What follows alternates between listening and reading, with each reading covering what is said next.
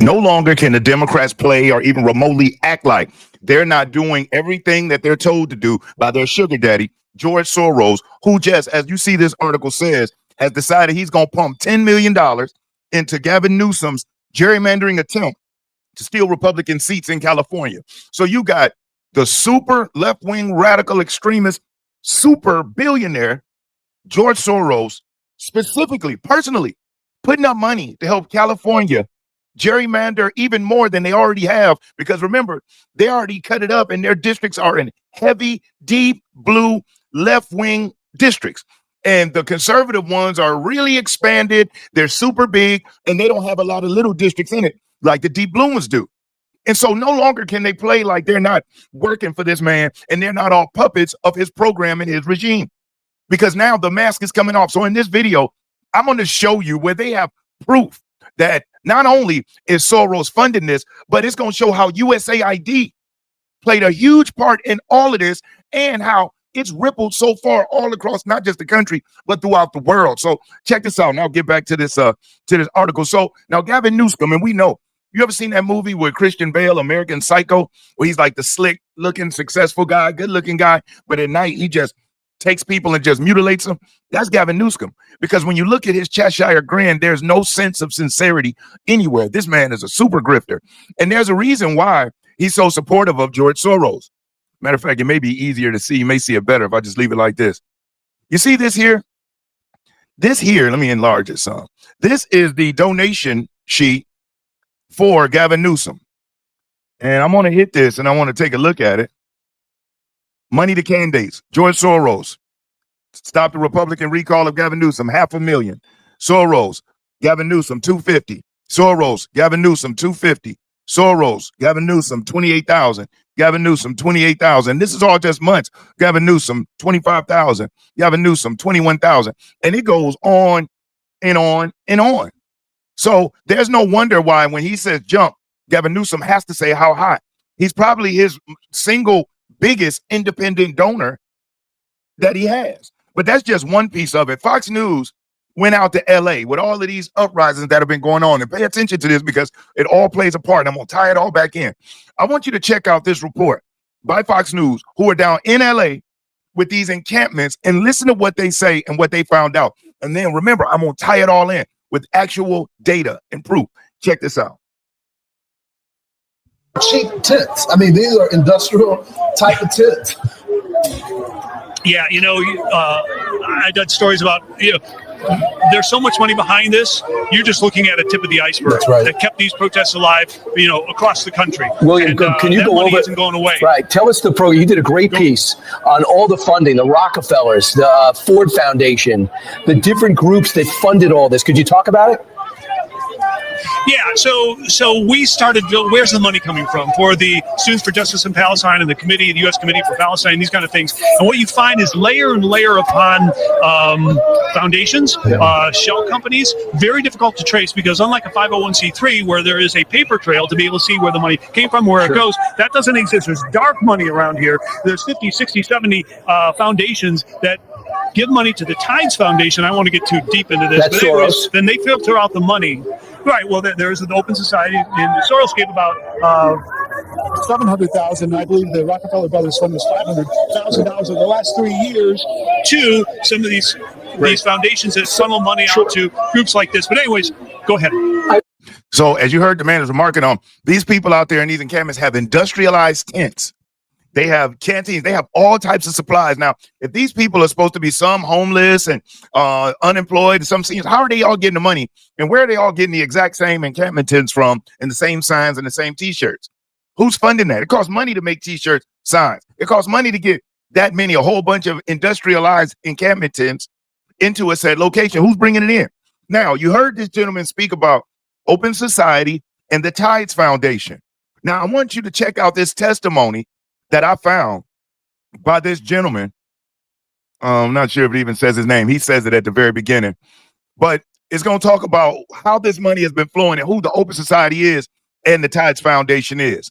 Check this out and prepare to have your mind blown. The left's dark money network features George Soros and his Open Society foundations, The Tides Foundation. Now you just heard he kicks it off. Democrat dark money, Open Society Foundation, Tides Foundation. And the network of nonprofits established by Arabella Advisors. Right here. These groups, which you can see on this chart, funnel cash to DEI, transgender, and climate alarmist causes, divisive issues that the Biden administration prioritized over addressing the concrete needs of the American people. The left's dark money network has deep ties to USAID, which has rightly received renewed scrutiny under Doge and after Elon Musk shined a light on it. While the Open Society Foundations has stated that it does not receive funds from USAID or direct USAID's spending, the Soros-founded nonprofit has a long history with USAID. In 2001, the Soros Foundations Network, which became Open Society, listed USAID among its donor partners. Open Society and USAID have jointly funded the Organized Crime and Corruption Reporting Project.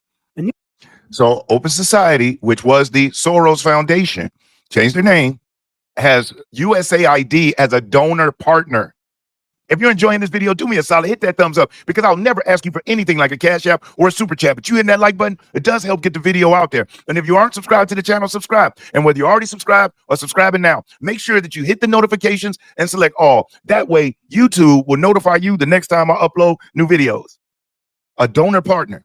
But the Democrats act like, oh, no, we're not working on behalf of some socialist organizations. Yes, they are. And it's proven. News outlet that attack conservatives for, you guessed it, criticizing Soros. Open Society and USAID also jointly fund the East-West Management Institute. Among other things, the institute launched court changes in Albania that critics allege resulted in the prosecution of Albanian opposition leader Sali Berisha, silencing the opponent of the country's socialist prime minister. So silencing people who are critics of socialism, and look at what they're trying to usher in here. Open Society has hired at least 5 former USAID staff, including at least one high-level official who worked at USAID providing services amid political transitions in foreign countries. Former USAID Administrator Samantha Power met at least twice with Open Society leaders. USAID has directly funded a different organization in the left's dark money network, the Tides Center. The agency has awarded more than $27 million in grants to the center. You'll find the Tides Foundation right here. The Tides Center has funded many of the leftist groups that influence the Biden administration, and it also operates its own in-house nonprofit called Palestine Legal, which represents anti-Israel rioters in court and gives them legal advice. That is insane. So think about it. Our taxpayer money, which is going to USAID, we're supposed to be doing all this global good around the world, we find out is being funneled into Soros-controlled, quote-unquote, nonprofits that are being dumped into left-wing radical groups that are focused on social engineering, bringing in socialism. And is it any mistake that you got Zoran Mandani, a self-proclaimed socialist, on the verge of becoming mayor of the financial center of our country? Or that you see the Bernie Sanderses and the AOCs getting any type of applause or accolade for their socialist views? Well, now we know. See, social engineering is a real thing, and it costs money. And that's used through social media, through the news, through the papers, through the outlets. It's every aspect of life that they can control, and they can control what the messaging is. And that's why they dislike X being so free as it is. Under the Biden administration, when they were censoring everybody, that's what they wanted, because then they could control the narrative. But where you have people with phones and their own free will and free mind, well, that always is a challenge or a scare to the powers that be, because they know nothing frightens them more than united people that are focused on a mission and an agenda. So if they keep all of the agendas scattered, keep everybody bickering, nobody can ever understand what a real mastermind is, which is when collective groups of people get together, focused in on a common goal. Nothing can stop it. But they keep white bickering against black. They keep gay bickering against straight. They get rich and the poor keep bickering. The whole time they're milking the system like a cow. And now we know it is funded by Soros. And now Soros has reached his long arm in and is going to play in the California game to remove 5 Republican seats. That's what type. So we know if Gavin Newsom runs for president, we don't have any question about who he will take his orders from and what this country will turn into. But they don't care. That's how confident they are in being able to pull the wool over the people's eyes. I want to give a big shout out to the sponsor of this video, Chapter. And here's why. When my mom hit 65 years old, I watched her get bombarded with mailers, cold calls, and all these confusing ads about Medicare. And every single company pretended like they wanted to help her, but really they were just trying to sell her stuff. It seemed like the game was rigged and she was not supposed to win at all. And that's why I'm so excited to share information about Chapter with all of you. Now, who Chapter is? Chapter is a free Medicare advisory service that compares Medicare plans available, and they give you real, unbiased guidance. Chapter is completely independent and always puts customers first. As a matter of fact, at Chapter, the agents are salaried employees, so you don't have any fear or concerns of them trying to work to get commission of some kind. Their whole focus is all about making sure that their customers, the seniors, get the right Medicare supplement plan. And it's clear that they're making a real difference in the lives of seniors. So if you want real, unbiased help with Medicare, give Chapter a call at 402-527-1253. You'll talk to a real person who will help you figure out exactly which plan is right for you. Now, Chapter is totally free and has saved the average senior $1,000 a year. So I'm going to put the number here on the screen for you to be able to contact, or if you visit the website, go to askchapter.org/realpolitics. In California right now, the measure, they say, to do the gerrymandering, which what it will do. As a matter of fact, let me just share with you real quickly in the article so you know exactly what it'll do. Soros pumps $10 million into Newsom's gerrymandering ballot measure to flip GOP House seats. Billionaire Democrat megadonor George Soros has reportedly thrown $10 million behind California Governor Gavin Newsom's controversial Proposition 50, a ballot initiative aimed at redrawing the state's congressional districts to flip up to 5 Republican House seats. According to the New York Times, Newsom has raked in a staggering $70 million in just 2 months for the November redistricting measure. Soros's contribution is the single largest donation to the effort so far, and his involvement is raising red flags among conservatives who see the measure as an aggressive power grab. A spokesman for Soros attempted to justify the spending, claiming the measure would level the national playing field by temporarily allowing the Democrat-dominated state legislature to bypass California's independent redistricting commission, meaning the independent redistricting commission was supposed to be nonpartisan. They'll be able to overrule that and be able to put it in however they see fit without even the people's input. President Donald Trump ripped Soros and his allies in an August post on Truth Social, warning that they are causing great damage to our country and declaring, "Be careful, we're watching you." If passed, Proposition 50 would override the state's current map, drawn by the California Citizens Redistricting Commission, with one pushed through by legislature. The proposed map is a blatant partisan gerrymander targeting 5 GOP incumbents: Rev. Doug LaMafla, Kevin Kiley, David Valato, Ken Calvert, and Daryl Issa. Local reactions have been far from enthusiastic. "Heck no, I'm against it," one California voter told the Daily Caller News Foundation in August when asked about the plan. Still, an Emerson College poll released Friday found 51% of likely voters in California support the measure, while 34% oppose it and 15% remain undecided. Soros' financial involvement, coming as a part of his broader push to reshape American politics, underscores the high stakes Democrats see in retaking control of the House through any means necessary. Meanwhile, Republican-led states like Texas have also redrawn maps this year, aiming to strengthen their own congressional positions heading into 2026. So there you have it. Soros is putting in the money so that they can convince the voters in California to be for Proposition 50, which would give the Democrat-dominated state legislature power to override the independent congressional map and be able to do with it as they want. That's what they're looking for. Or should I say, as they will, because you know, out there in California, they all worship Aleister Crowley and that "do as thou wilt," and that's how they live. Do you know in California that they have a law, a 10-year law, where if an adult is only 10 years older than the child, as long as the child gives consent, then the adult's not in trouble? Did you know that? So as long as a 12-year-old tells a 22-year-old, "Hey, it's all good," or a 21-year-old or a 20-year-old, "Yeah, I'm cool with this," it's consensual. Or a 9-year-old with a 19-year-old.